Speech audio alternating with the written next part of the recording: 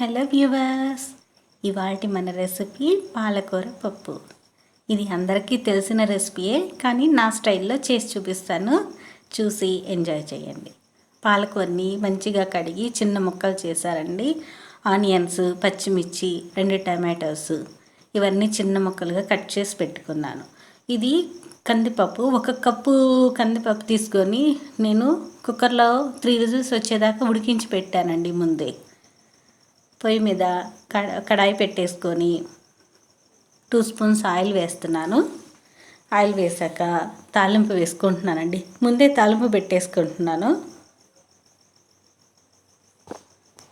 ఆవాలు, జీలకర్ర ఇవన్నీ వేసేసి ఉల్లిపాయలు, పచ్చిమిర్చి ఇవి కూడా వేసేస్తున్నానండి. అన్నీ వేసి బాగా వేగిస్తున్నాను. కొంచెం ట్రాన్స్పరెంట్ అయ్యేదాకా వస్తే చాలన్నమాట. ఇందులో 4 వెల్లుల్లి రెమ్మలు కూడా వేసానండి. తాలింపులో కొంచెం వేగితే బాగుంటుంది కదా, మంచి వాసన వస్తుంటుంది, బాగుంటుంది. పప్పులో అక్కడక్కడ తగులుతూ ఉంటే చాలా టేస్ట్గా కూడా ఉంటాయి. తర్వాత టమాటోస్ కూడా వేసానండి. 2 టమాటోస్ తీసుకున్నాను. 1 స్పూన్ పసుపు, 1 స్పూన్ కారము, పచ్చిమిర్చి వేసాం కదా, కారం కూడా చూసి వేసుకోండి. మీ టేస్ట్ తగ్గట్టు చూసి వేసుకోండి. కొంచెం సాల్ట్ కూడా వేసాను, 1 స్పూన్ సాల్ట్. ఇవన్నీ కూడా ఎందుకంటే టమాటా మగ్గటానికండి. టమాటా కొంచెం మెత్తగా మగ్గి దాంట్లో ఉన్న వాటర్ కూడా బయటికి రావాలన్నమాట. చూసారా, ఇలా వాటర్ బయటకు వస్తే సరిపోయింది. ఇదంతా కూడా బాగా మంచి గ్రేవీ వచ్చేదాకా ఉంచేసి తర్వాత మనం పాలకూర యాడ్ చేసుకుందాం. ఇంతేనండి. పాలకూరని చిన్న ముక్కలుగా కట్ చేసేసి మొత్తం వేసాను. పాలకూరలో చాలా వాటర్ వస్తాయి కదా బాగా, ఇవన్నీ వాటర్ అంతా ఇంకిపోయేదాకా కలిపెడుతూ ఉండాలన్నమాట. మూత పెట్టి కలిపెట్టేసుకోవచ్చండి. మూత పెడితే దాంట్లో ఉన్న వాటర్ కూడా బయటకు వచ్చేసి ఆకు బాగా ఉడికిద్ది అనమాట.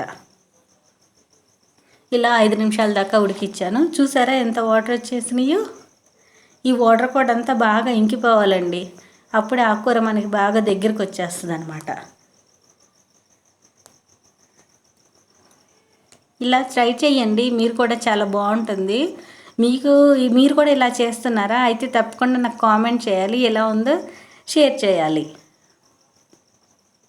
చూసారండి, కాస్త వాటర్ తగ్గినాయి కదా, ఇంకొంచెం సేపు ఉడికితే బాగుంటుంది. చూసారా, ఇట్లా వచ్చేసింది. వాటర్ అంతా పోయి బాగా ఆకుకూర కూడా బాగా మెత్తగా ఉడికిపోయింది కదా. పాలకూర త్వరగానే ఉడికిపోయింది. ఇప్పుడు మనం ఈ పప్పు ఉంది కదా ఉడికించింది ముందే, ఇది కొంచెం బద్దలుగానే ఉంటే బాగుంటుందండి. పప్పు అంతా అందులో వేసేసి మొత్తం కలిపి పెట్టేస్తానండి. ఇదంతా వేసి బాగా కలిపేసుకొని మన లూజు గట్టితనాన్ని కన్సిస్టెన్సీ తగ్గట్టుగా మీరు వాటర్ యాడ్ చేసేసుకోండి. నాకు తగ్గట్టు నేను వేస్తున్నాను. కొంచెం వాటర్ కూడా వేసేసుకుంటున్నానండి. బాగా గట్టిగా ఉంది కదా, లూజ్గా ఉండి ఒక 5 నిమిషాలు ఉడికితే సరిపోయిద్ది.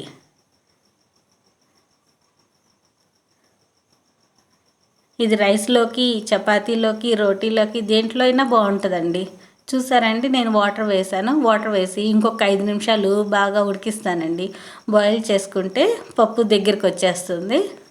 అలా ఉన్నప్పుడు ఆఫ్ చేసుకొని సర్వ్ చేసుకోవటమే.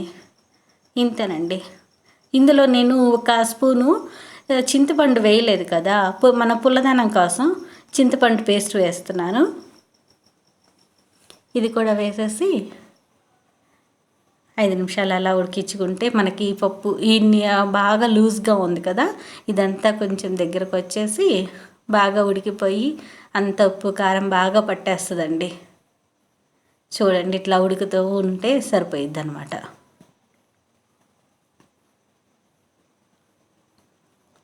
చాలా బాగుంటుందండి. ఈ స్టైల్లో కూడా చేసి చూడండి. కుక్కర్లో కూడా చేస్తుంటాను, కానీ ఇట్లా కూడా చేస్తే బాగుంటుందని టేస్ట్ డిఫరెంట్గా ఉంది. అందుకని ఇలా కూడా ట్రై చేస్తున్నానండి. మీరు కూడా ట్రై చేసి చూడండి, ఎలా ఉందో నాకు తప్పకుండా కామెంట్ చేయాలి. ఓకేనా ఫ్రెండ్స్? ఇంతేనండి. మనకి లూజ్ దనాన్ని బట్టి మనకి ఎంత లూజ్ కావాలి, ఎంత గట్టితనం కావాలి, ఇవంతా చూసుకొని మనం స్టవ్ ఆఫ్ చేసుకోవటం. ఇంతేనండి. తాలింపు ముందే పెట్టేసుకున్నాం కాబట్టి ఇంకా పెట్టాల్సిన అవసరం లేదు.